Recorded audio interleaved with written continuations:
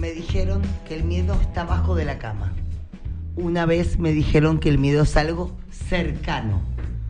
Una vez me dijeron que tu papá podía ir a un bar y no volver nunca más. Y ahí conocí el miedo.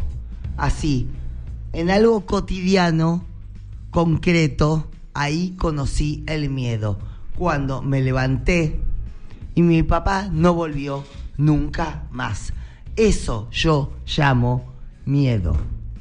Entonces, si busco abajo de la cama, si busco cuando levanto la tapa del inodoro o lo que sea, ¿qué es el miedo exactamente? Y te saludo de esta forma tan abrupta, pero así es.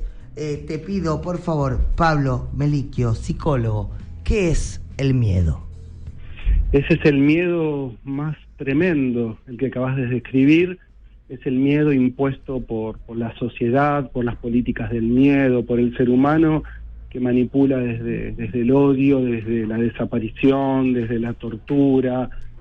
Después está el miedo animal, el que tenemos todos y todas, que es ese primario, que es un mecanismo defensivo, que le sirve tanto a una cebra para defenderse ante el eventual león, como nosotros cuando el escenario de la vida cotidiana se altera y nos desarma un poco esa rutina o esas zonas de confort. Muchas veces ese miedo primario se puede ir potenciando, pero por los carceleros de la humanidad, como diría Charlie, ¿no? Entonces, prestemos atención que hay miedos primarios, básicos, un poco animales que llevamos dentro, y después está esta versión cultural de miedos que se van potenciando a un punto por la intervención humana. A un punto ahí. Cuando a mí me empezaron a enseñar de qué tenía miedo, me empezaron a decir, ¿cómo te parapetas contra el miedo? Y yo le decía, me apachucho, o sea, me voy para adentro. ¿Por qué? Cubrís vientre y cuello. ¿Por qué? Porque así los mamíferos nos defendemos del miedo. Bien. Sí, perfecto. Ahí está, ¿no? Ahí está la descripción exacta de ese miedo primario donde se reproduce la cadena animal, la evolución que somos desde los animales en adelante. Así que ese sería el del mecanismo defensivo, ¿no? Pero después están los otros miedos, que a veces uno no sabe cómo defenderse de ese miedo, ¿no? Pablo, ¿cómo te va? Salustiano te saluda. Y pensaba, citando a Charlie nuevamente, que el tiempo vuelve a pasar, pero no hay primavera en Anedonia. Entonces, cuando estamos en situaciones como las que estamos viviendo como sociedad, digo, ¿no? En donde también, más allá de los conceptos vinculados al miedo en términos más profundos, aparece toda esta ansiedad que es colectiva, ¿no? Sí. Y que de repente también entonces nos empieza a complicar el experimentar el placer, empezamos a perder interés o empezamos a tener muchas complicaciones para la satisfacción porque la ansiedad pone palos en esa rueda y hay algo de lo que pasa en términos contextuales que sí o sí nos atraviesa. La gente dice, y hay notas publicadas hoy, los divanes están llenos de personas que dicen estoy harto de lo que está pasando, del contexto, de las elecciones, ponele el nombre que quieras, ¿no? Entonces, pienso en esto, ¿cómo se maneja este tipo de situaciones cuando no es solo lo propio, sino también lo colectivo, ¿no? Sí, es maravilloso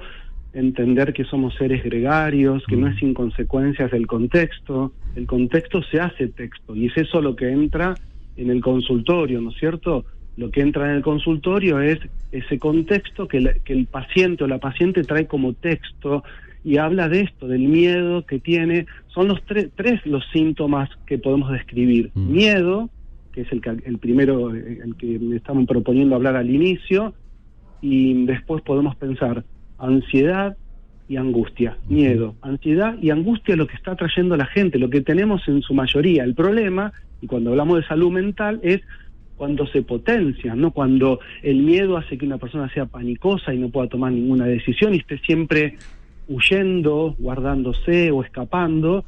La ansiedad hace que la persona tenga, si crece en intensidad, trastornos de ansiedad o ataques de pánico, ahí se va complicando mucho más la salud mental.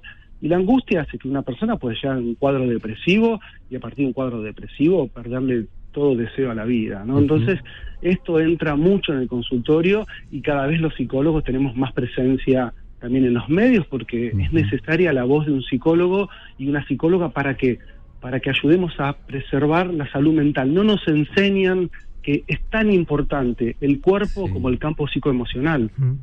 Y justamente, digo, pensando en todo lo que estás mencionando, y a pesar de que la ciudad de Buenos Aires, por poner un ejemplo donde estamos nosotros, viste que dicen que muchos que es la ciudad más psicoanalizada del mundo, con mayor cantidad de psicoanalistas y demás. Por metro cuadrado. Pero al mismo tiempo pienso de un montón de gente que conozco y que tal vez todavía no se animó a ir o por alguna situación no le pasó, donde probablemente todavía hay como un estigma o un miedo o digamos una situación de decir, che, tengo que ir a terapia, me conviene ir, digamos, todavía como que se lo pone en un lugar a veces de alguien que tiene un problema, no necesariamente.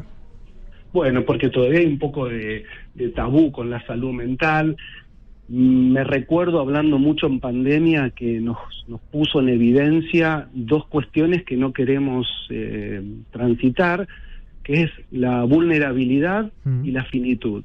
Entonces, eso hizo que a partir de la pandemia la gente empiece como a quebrar y a la vez a querer sanarse, ¿no? Sabiendo que somos todos vulnerables, frágiles, y esa vulnerabilidad y fragilidad la tapamos con omnipotencia, con formatos así de justamente esto, de evitar conectar con nuestro ser interior, con poner en evidencia nuestras tristezas. La gente puede decir con mucha liviandad, me duele la cabeza, y no me duele la vida, o tengo angustia, o no le encuentro sentido a la existencia.